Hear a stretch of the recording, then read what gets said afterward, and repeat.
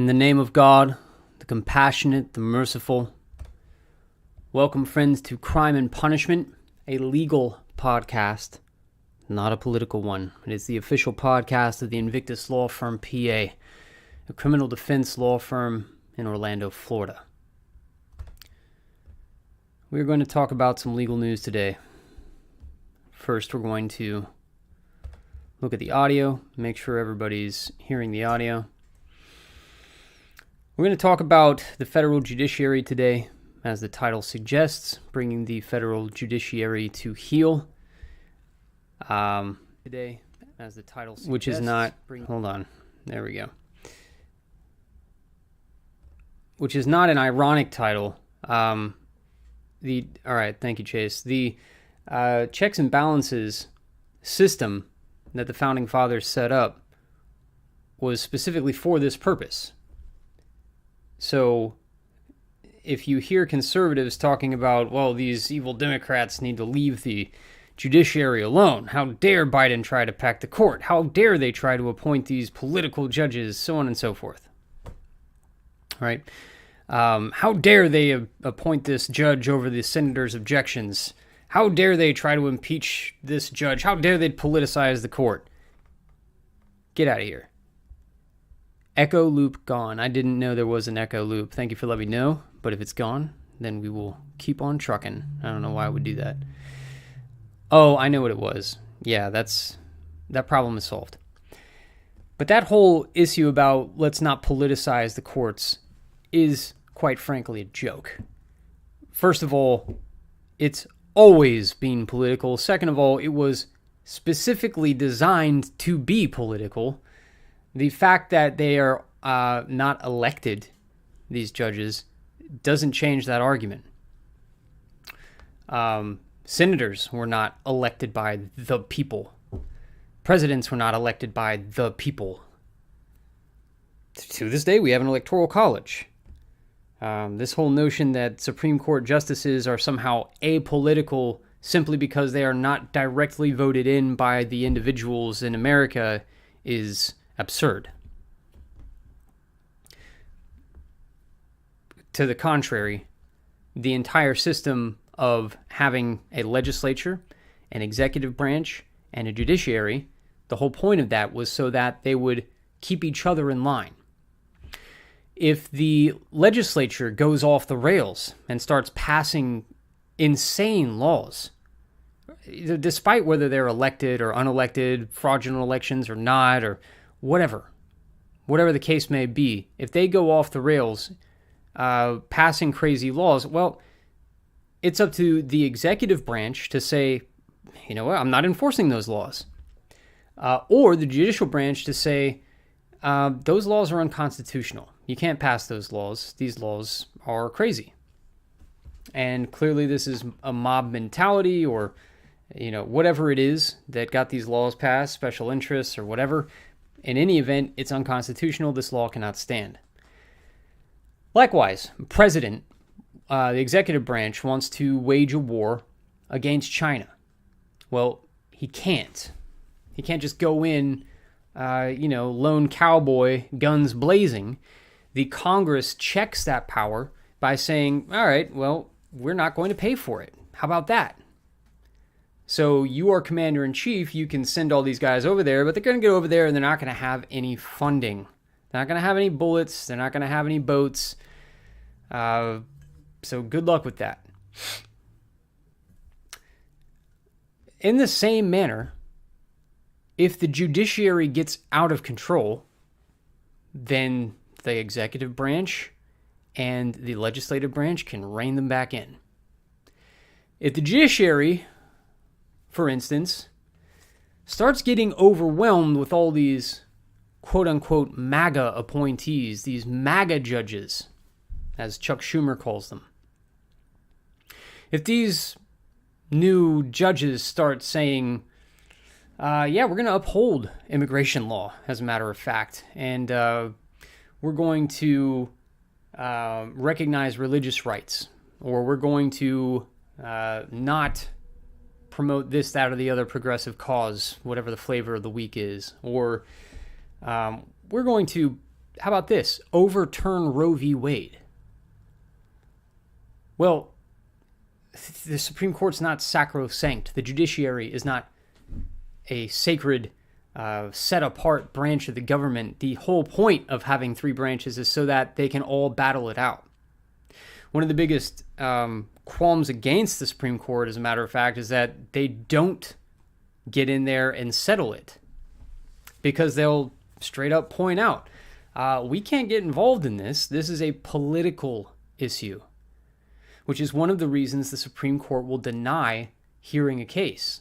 If it's a political issue, the Supreme Court says that has nothing to do with us. It has nothing to do with the Constitution, because the Constitution is specifically set up so that you can resolve things politically, not legally, which sometimes may be an artificial distinction.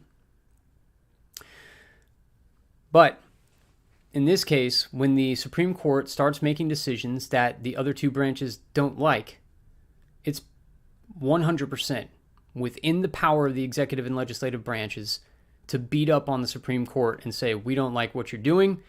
You need to get back in line, get with the program. So, when you see federal judges appointed in southern or conservative states over the objection of the senators there, that's just politics.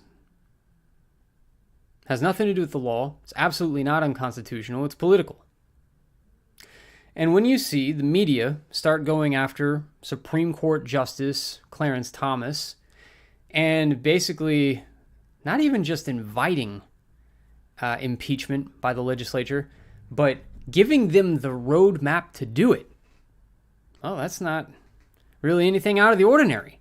Now, the fact that it hasn't been done in 100 years, 200 years, whatever. We also haven't had a civil war in a century and a half, but look at us go. So the fact that some Supreme Court justice hasn't been impeached in 2 centuries doesn't mean it can't be done. Those laws are on the books. And now the media has gotten real tired of this whole you can't abort your own child thing. And so they're going after Justice Thomas, which we'll talk about later today. First, we should talk about the big news, though. Let's see, where is it? Study. FloridaBar.org. Study finds women continue to outpace men in law school enrollment. Subtitled, Women Enrollment in Florida law schools, climbed to 56% last year, up from 53% in 2017. Women enrollment in U.S. law schools outnumbered men in 2021, continuing a trend that began in 2016, according to a recent study. The study by Injuris showed that women in 2021 made up 55.29% of all students enrolled in ABA-approved law schools nationwide. The percentage of women who attended ABA-approved law schools increased by 1.2% from 2020 to 2021, the survey shows.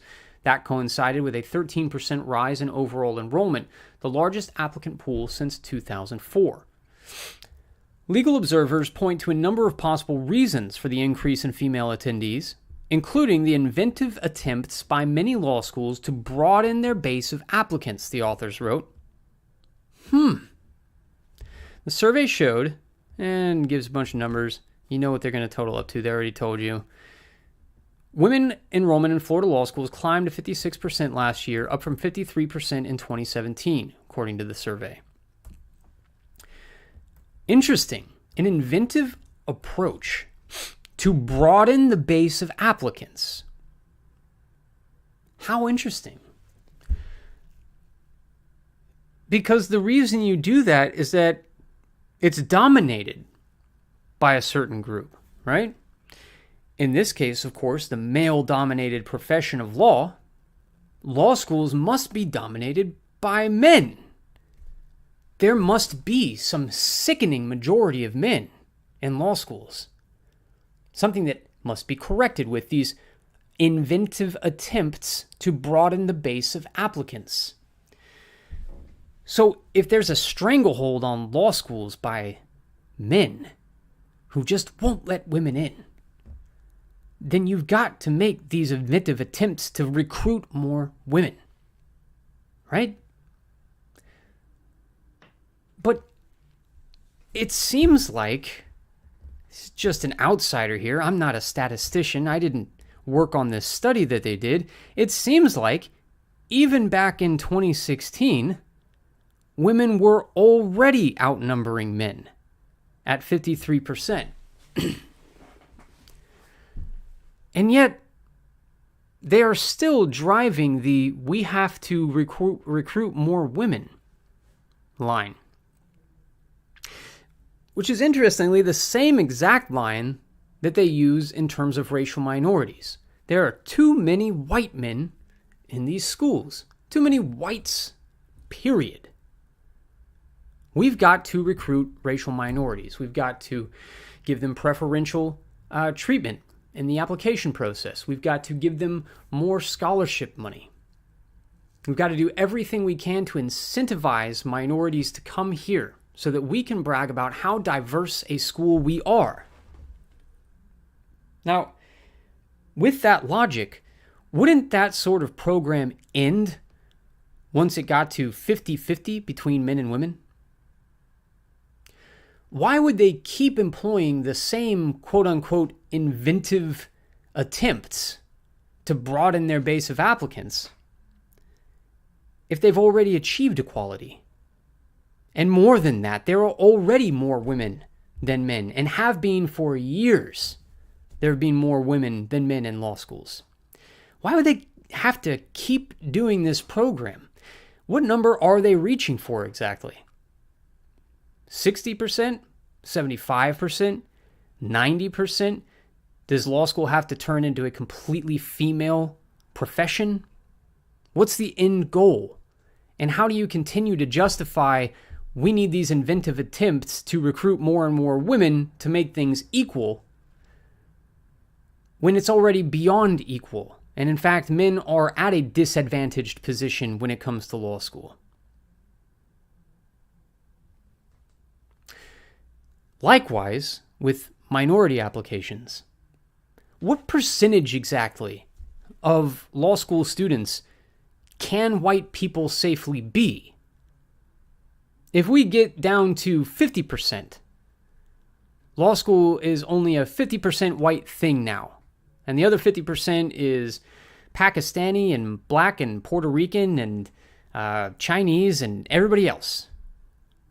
Would that be enough? What is the census now on how many white people are in America? 60-something%? Would 60-something% be enough? Because that's representative of the general population of America? Or would we just keep going and keep going and keep going, like we are doing here with recruiting women to become lawyers? The wisdom of this I will not comment upon. We here at Crime and Punishment have zero political views. We're just reading the news.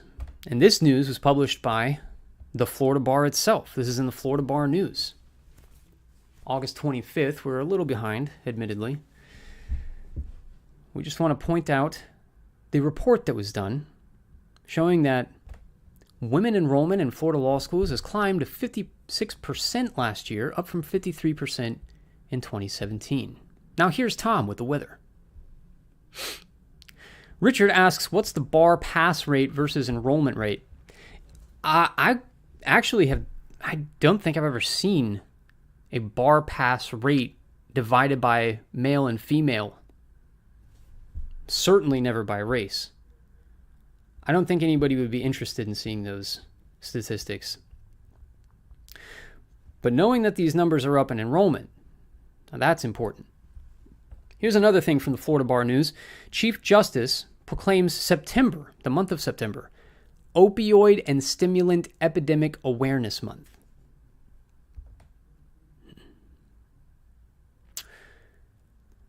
Well, thank God, because there is an epidemic out there, and I'm glad September is devoted to exposing that.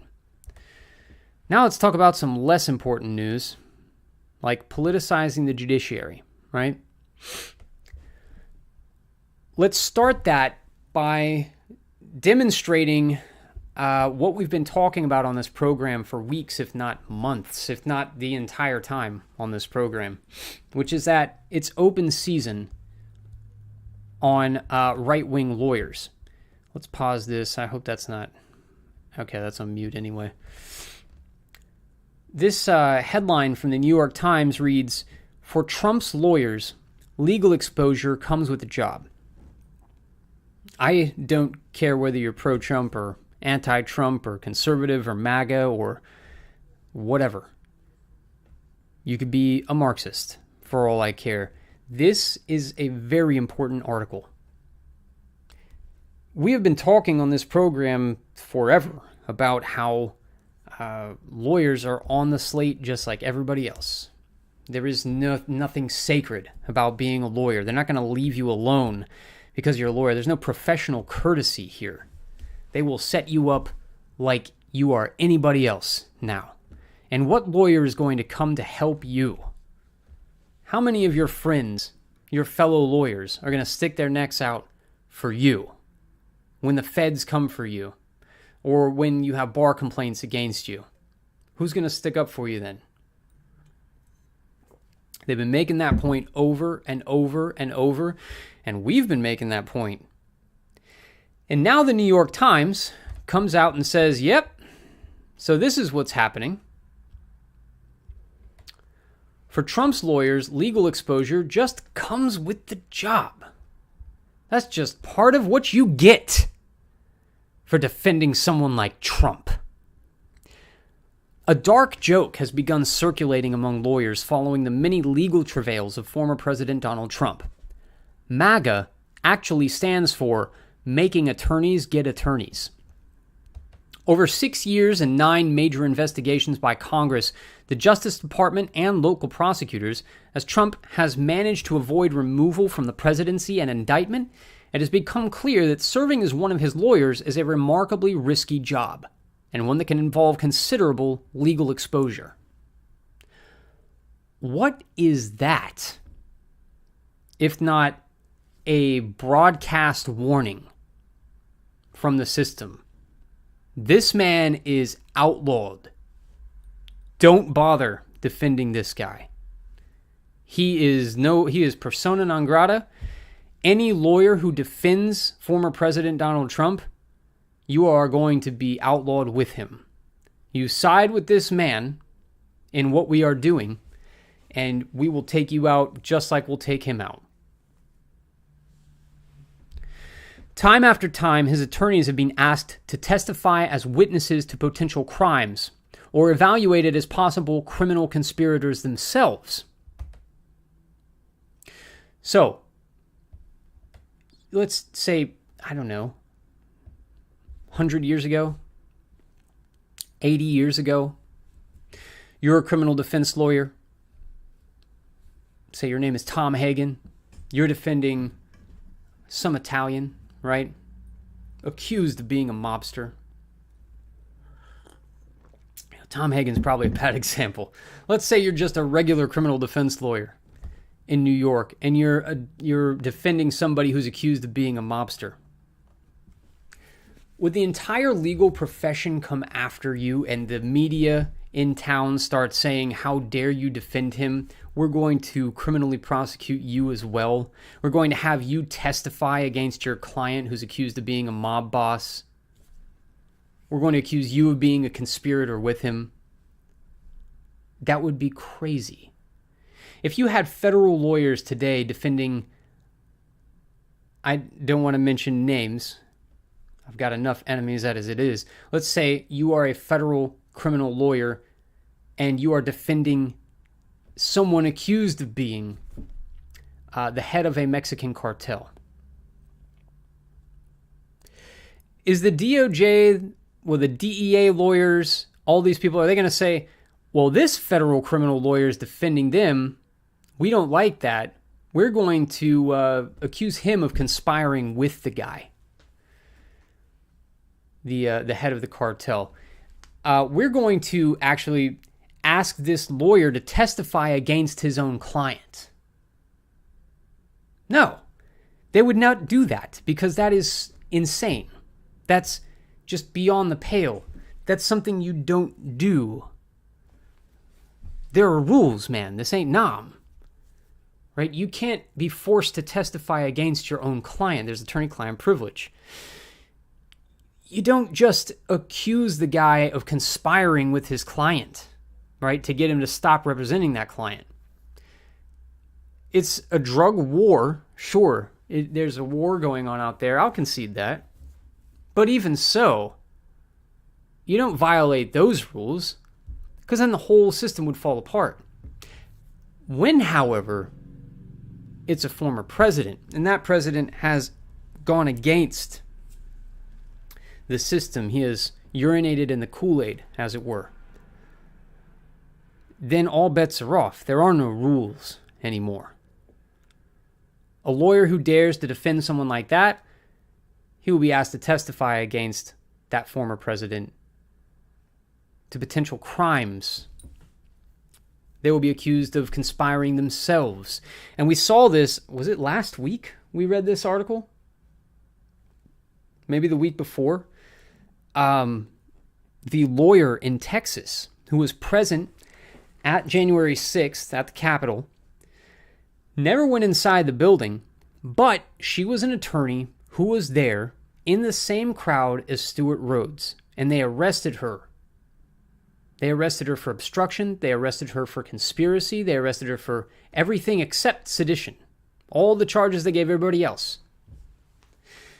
Meanwhile, when leftists throw their riots, they have people out there in green vests or green hats or whatever, marking them as legal, right? These are lawyers. They're not part of the riot. These are lawyers that you go to for legal counsel. Am I allowed to do this? Do I have to talk to this cop? Is this guy arresting me legally? Hey, can you call my family? Whatever the lawyers are there for. They're walking around. They're clearly lawyers. They are not combatants. They're clearly marked as lawyers. Even right-wing maniacs wouldn't contend that those people should be arrested just like the guy throwing the Molotov cocktail. Maybe they should, but nobody's ever seriously argued that before. I mean, ostensibly, they are there to tell these peaceful protesters, this is legal, that is not legal. It is legal for you to do this. It is not legal for you to hit that guy with that skateboard. It is legal for you to do that. It is not legal for you to throw a Molotov cocktail through that cop's window. That's ostensibly what they're there for. And even the most partisan right-winger lunatic wouldn't say, arrest all those lawyers for daring to help counsel these people legally. That's the legal profession, man. That's their job, is to tell people, don't do that. Like that scene in Liar, Liar. Stop breaking the law. However, we are at a point now in American history where if you are a lawyer representing the wrong guy in the wrong political scene, you're a criminal just like him. What exciting times we live in. Let's continue with this article, this fascinating article. While the consequences his lawyers faced were extraordinary when Trump was in the White House, the dangers have only intensified since he left office and have become increasingly acute in recent weeks, as the former president has come under scrutiny in 2 different Justice Department investigations and has been forced yet again to find lawyers willing to represent him. Now, granted, this is the New York Times. It's obviously going to be loaded. However, this also isn't some Antifa yellow rag. This is the New York Times, and they are broadcasting to everyone, if you help this guy in the middle of these Justice Department investigations, look, none of these other lawyers are helping him, and if you help him, you are looking at time. You are looking to be a criminal conspirator yourself. Don't do it. He's ours. We've marked this guy. Last week, a Justice Department filing revealed that Trump's lawyers had misled federal investigators about whether he had handed over to the Justice Department all the classified documents he took from the White House when he left office. Oh, well, excuse me. Oh, the Justice Department, they said that this happened. Well, it must be true. Federal prosecutors would never lie.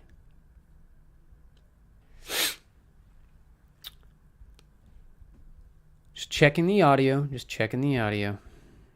That raised questions about whether the lawyers could be prosecuted themselves and might ultimately be forced to become witnesses against their client. One of them recently retained a lawyer herself, according to a person familiar with the situation. So, you'll recall, I'm sure, from the headlines for the past couple weeks, DOJ raided Trump's house here in Florida, saying he's got all these classified documents and Espionage Act, this and that, and he's spying for Russia. We talked on this program about the Attorney General with all this nonsense about we want full transparency. Oh, I'm sick of hearing FBI agents lambasted for just doing their jobs. How dare these MAGA Trump Republicans vilify my FBI officers for just doing their jobs, their patriotic duty. We're committed to full transparency, and we want the search warrant and the property list published to the public so that everyone will know what we were looking for and what we took. And then Trump's lawyers filed to say, okay, you can release this totally irrelevant search warrant and the things you took. How about we release the affidavit you used to get those things? How about we show the lies that you told to secure the warrant? Oh, no. 100% transparency does not mean endangering those honest FBI officers, agents who I'm so sick of having vilified. We will not expose their lies. So they finally get the affidavit released to the public, and lo and behold, pages and pages and pages are missing from the affidavit, blacked out. National security, of course. Of course, the search warrant wasn't national security. The things taken weren't national security, but the FBI agent's name was national security. All of his reasoning for securing the search warrant, that was national security. Can't know that. We don't include that under transparency. So you'll recall that whole mess. Trump got lawyers. Justice Department, the same Justice Department who said, how dare they vilify our FBI agents just doing their job. That same Justice Department, the same Justice Department committed to ultimate transparency, the same Justice Department that raided a house here in Florida and said it's not a raid, they were the ones who accused the lawyers of misleading them. Accused them criminally. Raised questions about whether they should be prosecuted themselves, these lawyers who misled the Justice Department. And now, at least one of those lawyers has secured her own lawyer. What exciting times we live in. I don't know if maybe the uninitiate just don't see what's going on. I don't know. Maybe I'm too close to the situation here. Is it not clear that this is what's going on? Like this, is there still some veneer of legality here? Like to the normal person who is not a lawyer, who has no idea what's going on here, does the normal person looking into this situation think, oh, well, this is all legal stuff. This is exactly what the Justice Department would be doing and should do. Espionage Act. These lawyers are acting criminally. Does the average American not understand that this is political? Does the average American really think this is the legal system and this is how the legal system works? I don't know. You tell me. We have a comment section for that. The revelation capped the summer in which a team of lawyers that had been advising Trump as he tried to overturn the 2020 election faced a range of repercussions across the country, which is what we've been talking about on this program. I talk about it till I'm blue in the face. Not that we have any political ideas or ambitions or anything at all. We love whoever is in power at the moment. I've said it again. I've said it again and again, and I will keep saying it again and again. I don't have any political opinions. However, this is a legal commentary program, and the fact that an entire team of lawyers gets bar complaints, prosecutions, bar discipline, federal investigations, is that a coincidence? Is that, look at all these nefarious Trumpster lawyers? It's clearly political persecution. Not that we care. Have at it. Have at it, Biden. I'm not defending anybody political. We don't care about politics over here. But is it not clear to everybody else that this is what's happening? Does the average American really see all this happening and think, oh, well, look at this, these corrupt lawyers helping this evil Trump? Of course they should be prosecuted. Is it not obvious that this is political prosecution? Especially after that beautiful Biden speech that we watched. Amazing. Where he outright says, yes, this is political persecution, but it's justified because these people are divisive. So, like I said, we've been hollering about it till we're blue in the face, and this is the New York Times saying, actually, those people at Crime and Punishment were right the whole time. The revelation capped a summer in which a team of lawyers that had been advising Trump as he tried to overturn the 2020 election faced a range of repercussions across the country from federal investigators, local prosecutors, state bar associations, and government accountability groups. And we go right into a story we've talked about before. One of Trump's highest profile lawyers, Rudy Giuliani, was named as a target in a state criminal investigation in Georgia. Conservative lawyer John Eastman, who came up with what he conceded privately was an unlawful strategy to help Trump overturn the election, said he believed he was a target in that same investigation and declined to answer questions while being deposed before a grand jury. Giuliani and Eastman have also been named as subjects of interest in a flurry of federal grand jury subpoenas seeking evidence about attempts by Trump's allies to create fake slates of electors to keep him in office. And that's not even talking about the bar complaints and discipline of Giuliani and other lawyers who said, yeah, this is illegal. This election, not that we're saying it's illegal. Don't strike our YouTube. I'm taking no opinion of it at all. All we are commenting on is the repercussions for the lawyers who did take that stand, which we are neither endorsing nor condemning. We have no opinion on it. We're just commenting on the amazing situation where having an opinion on that opens you to bar discipline, opens you to criminal investigation. The blacklisting and censorship, that's obvious. That's years now. Years we've been going through that. There is no more freedom of speech because government doesn't have to do anything.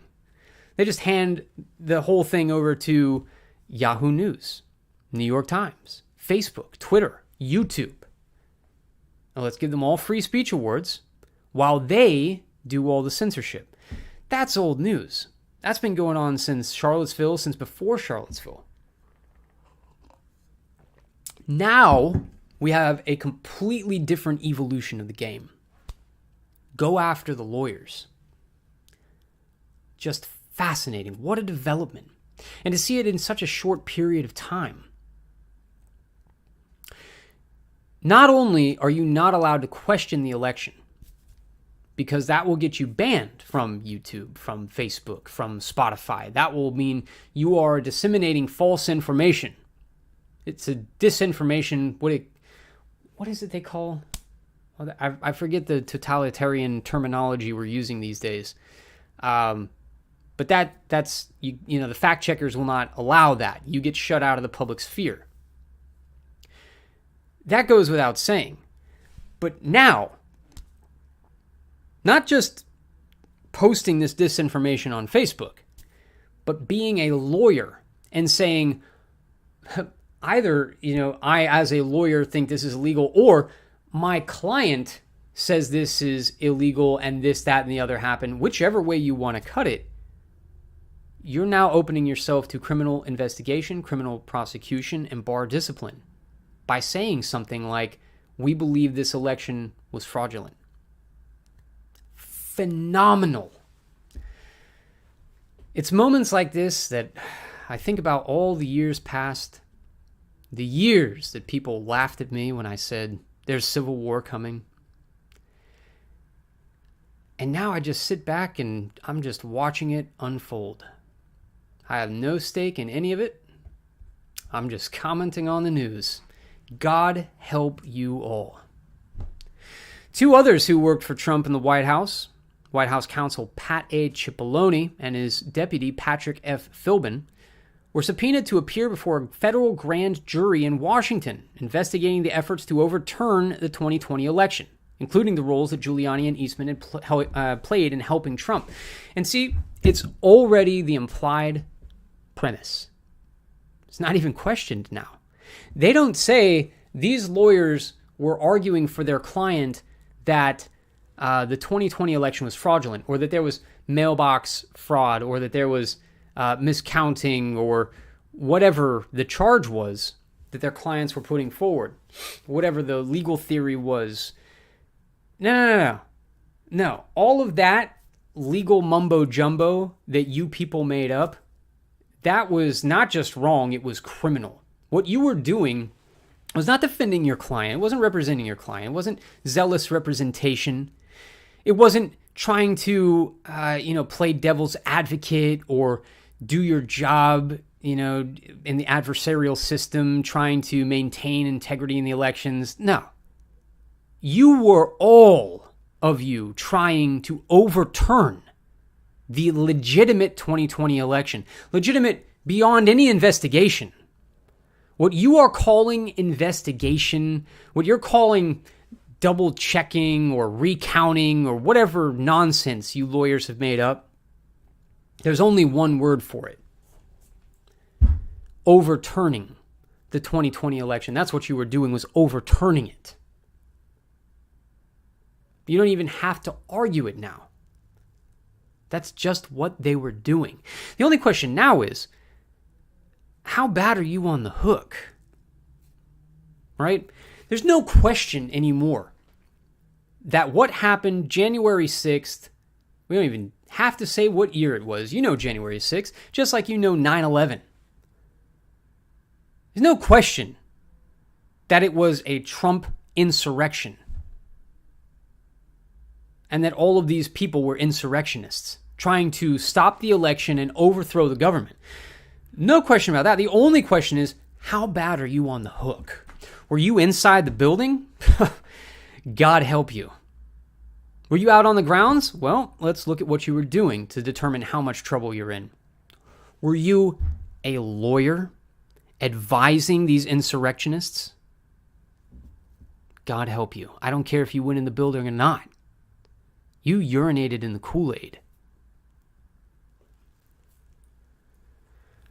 Cipollone, Philbin, and at least 9 other lawyers who worked for Trump have testified before the congressional committee investigating the January 6th attack. Earlier this year, Cipollone and Philbin were also interviewed by the FBI as part of its investigation into the classified documents investigation. Now, 17 mostly lesser-known lawyers. Oh no, I pressed the wrong button. I'm sorry, guys. 17 mostly lesser-known lawyers who represented Trump in battleground states as he tried to overturn the election. Again, premise is implied. It's indisputable. That's what he was trying to do. He was trying to overturn the election and use lawyers to do it. Those 17 lawyers are now facing ethics complaints, putting them at risk of being disciplined or disbarred by bar associations or the courts. Incredible. You can't even represent your client, or you will be disbarred. We've talked about this the entire program. We haven't even gotten to the judiciary yet. This was supposed to be just an introduction. Just to tell you, this is the state of things. And then we're going to read New York Daily News. Capitol rioter and Cowboys for Trump founder booted from New Mexico County Commissioner office. Amazing. So this guy is a county commissioner, right? Happens to be the founder for a group called Cowboys for Trump. He happened to be there January 6th. A federal judge removed him from being county commissioner, removed him from his office for violating his oath of office by participating in the January 6th riot at the U.S. Capitol. That is straight up post-Civil War Reconstruction politics right there. God, what amazing times we live in. And we've all got a front row seat because we got the internet, right? We can all see this happening in real time. We can see the American experiment coming down. What a life.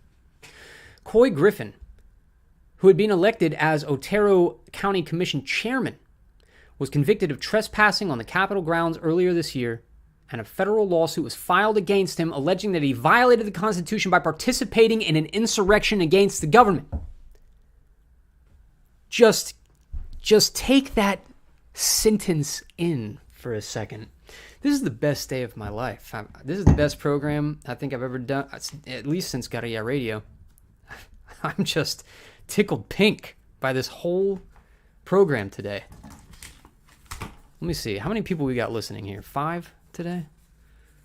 I don't know. YouTube stopped.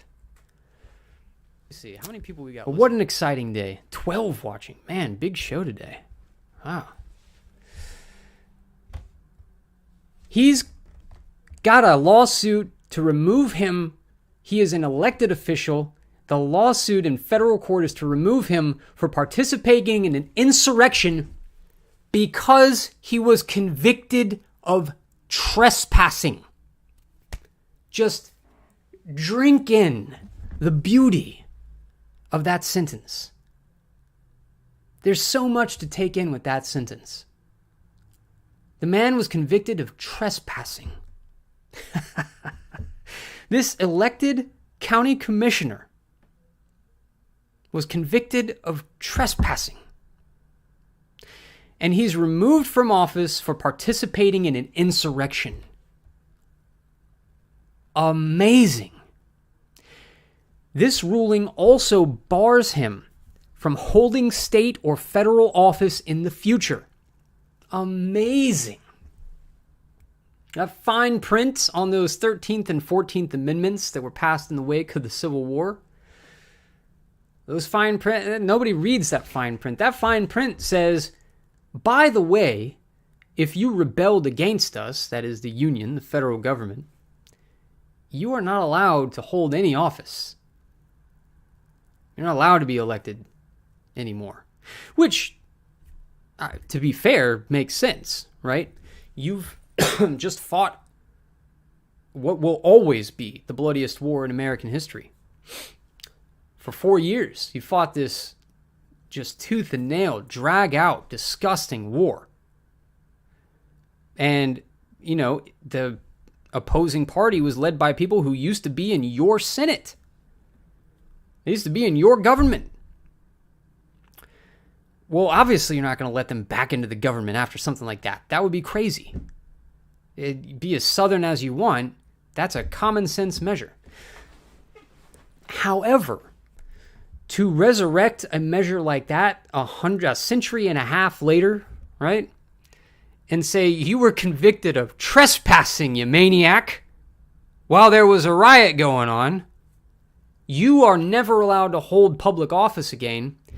Does that not seem like just a little different? Not that I care. I'm having a great time here on the sidelines watching this unfold because we told you so. We told you. We told you every step of the way. You didn't want to listen. Here you are. Wow.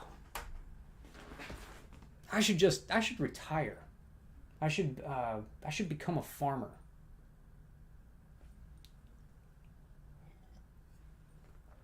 What else is there to say? I mean, we've said it.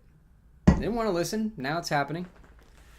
Not allowed to hold office for the rest of his life because he was convicted of trespassing. And he supported the wrong guy. I was talking to my friend about this situation the other day, and I pointed out, Jocko. Everybody loves Jocko. He does his Jocko podcast. And he was reading Solzhenitsyn once. And I remember him reading this passage where, everybody thinks of the Soviet Union as like this lawless, like dictatorial, we just make things up as go along. No. No, the Soviet Union was based on laws, right? They had courts and stuff, right? They had real laws. They do the same thing with Hitler. Like, when you're growing up in this country, you get this notion that, well, Hitler just passed all these laws and did this, that, and the other, and did whatever he wanted, and persecuted all these people, and jailed them and butchered them. No. There were laws. Saint Nam. There were laws, there were courts, there were judges. Certainly some judges were off their rockers, but we have the same thing here in America. Believe it or not, the Soviets had judges too. All these things happen legally. All these crazy things we heard about as kids in the Cold War, all these things happened legally. And they're happening right now, legally. So Jocko was reading this part of Solzhenitsyn, and he's talking about how it used to be a battery. It's just a regular, you got in a fist fight. You hit somebody, battery, you're locked up, bada bing. That's life. However, there came a point where the person hit was a member of the Communist Party. You, the hitter, are not a member of the Communist Party. Now that simple battery has turned to terrorism.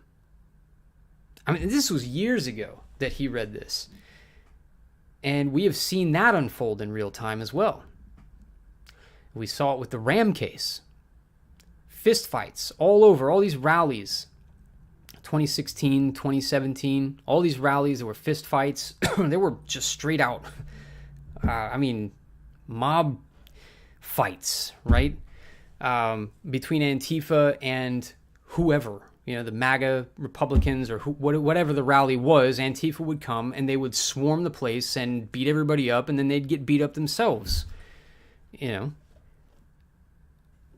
Usually that would be, in the old days, volente non fit injuria, the willing suffer no injury, was a legal maxim that we had forever. If you mutually consent to combat, you don't come cry to the police later because you lost. What's wrong with you? The willing suffer no injury. That was a legal maxim.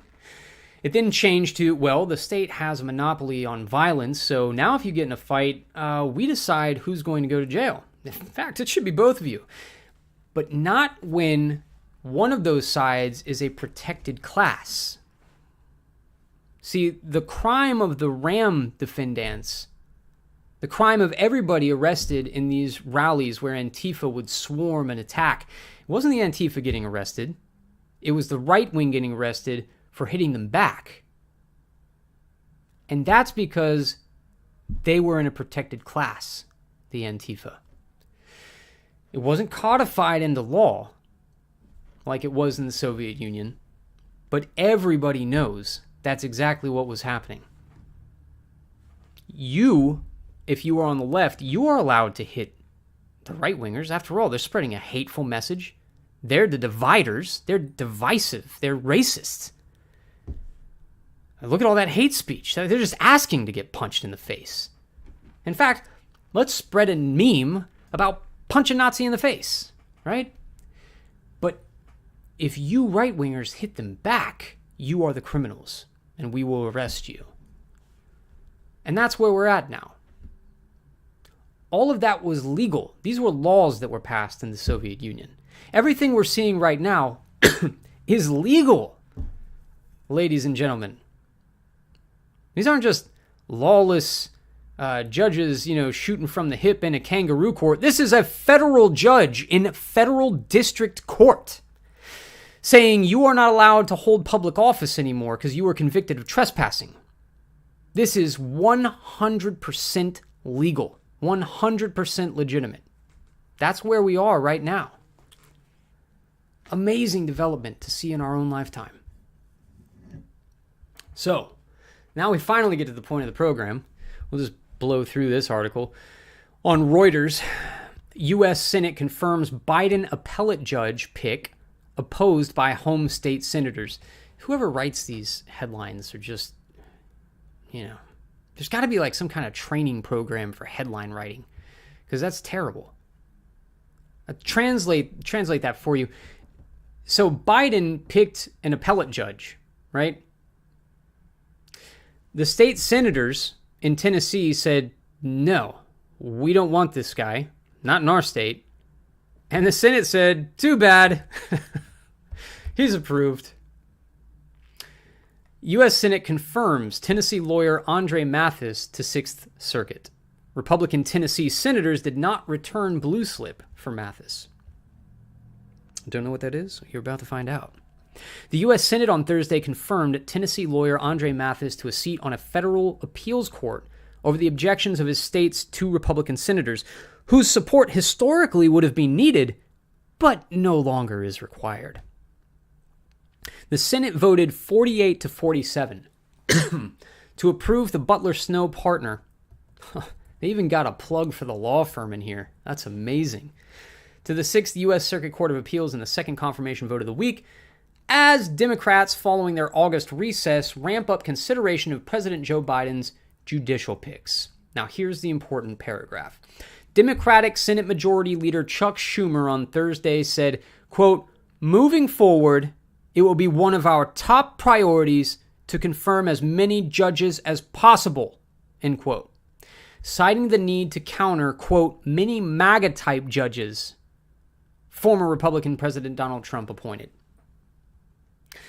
So Schumer is outright saying one of our top priorities, don't want to misquote him, one of our top priorities is confirm as many judges as possible. Conservatives are going to be up in arms. How dare they? How dare they try to pack the courts? How dare they try to sneak in all these judges? Isn't that exactly what Trump did? And we hailed him for it?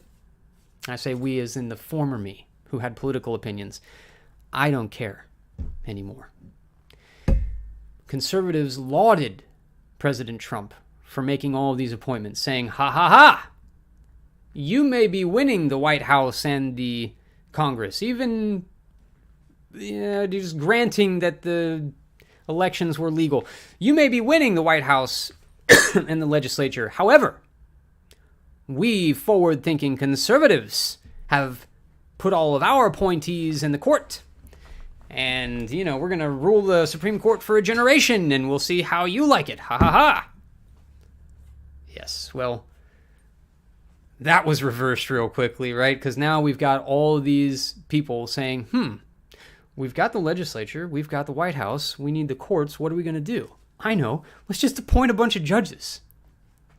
Obviously. How hard is that to figure out? Like, come on. I'll tell you what else we should do. Let's go after the Supreme Court justices we don't like, the conservatives. Let's put them on blast. They overturned Roe v. Wade. Can't have that. Let's go after them.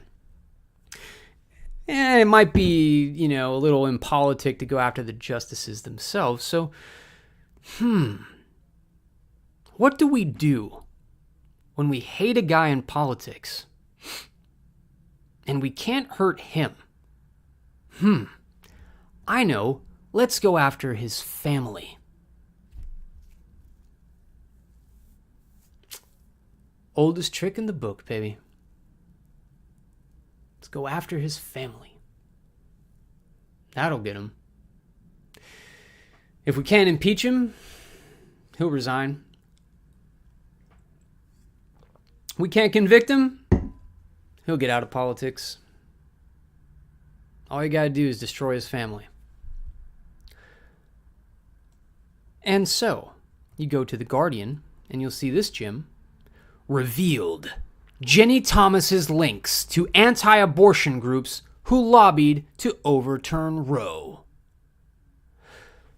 And then you've got a picture of poor Jenny Thomas, legendarily sweet lady, with her husband, Clarence Thomas, Supreme Court Justice, who's apparently a traditionalist, like Latin Mass Catholic, by the way. I had no idea. Anyway, you get this picture of Clarence Thomas, the black as the night judge, traditional Latin Mass guy, with his super white wife. Just the picture of white supremacy right here. They overturned Roe. They're going after this guy. Of all the justices on there, they're going after him, attacking his wife as a lobbyist. So there have been amicus briefs filed showing how closely Clarence Thomas's wife was entwined with right-wing effort to reverse 1973 ruling. So, his wife is accused of lobbying to overturn Roe v. Wade while her husband is on the court. He didn't recuse himself. How dare he? Hillary Clinton is now asking, don't you just want to retire? You can read that on Business Insider. But then you've got Politico. God bless Politico and their neutrality. Opinion: how to impeach a Supreme Court justice. And if you missed the point because it's such a subtle headline, the picture is Clarence Thomas's face, right? So don't misunderstand what we're saying. We don't just want to impeach a Supreme Court justice. We want to impeach Supreme Court Justice Clarence Thomas. The subtitle says, it has never been done successfully, but lawmakers should investigate whether Clarence Thomas's behavior merits an attempt. Revelations that Virginia Thomas exchanged at least 29 text messages with former White House Chief of Staff Mark Meadows, urging disruption of the November 2020 election results favoring President Joe Biden, have created a conflict of interest scandal surrounding the Supreme Court, where her husband Clarence Thomas is an associate justice. Justice Thomas's participation in multiple cases related to the outcome of the election, including his lone vote to prevent the January 6th committee from accessing White House records relevant to its investigation of the riot at the Capitol, has led to calls for ethics reforms at the court, as well as his resignation. What times we're living in. Not only are you, prole, commoner, peasant, not only are you not allowed to question the integrity of the election, neither are the politicians who lost that election. Neither are their lawyers or your lawyers. God forbid a judge. Going all the way up to the Supreme Court itself. The lawyers will be tarred and feathered, disbarred, criminally prosecuted, investigated, their lives ruined. Supreme Court justices will be impeached. They will be forced to resign. They will be removed. And the people who started all this, those right-wing politicians who led the insurrection, you know what happens to them. Fascinating times we're living in, friends. Until next week.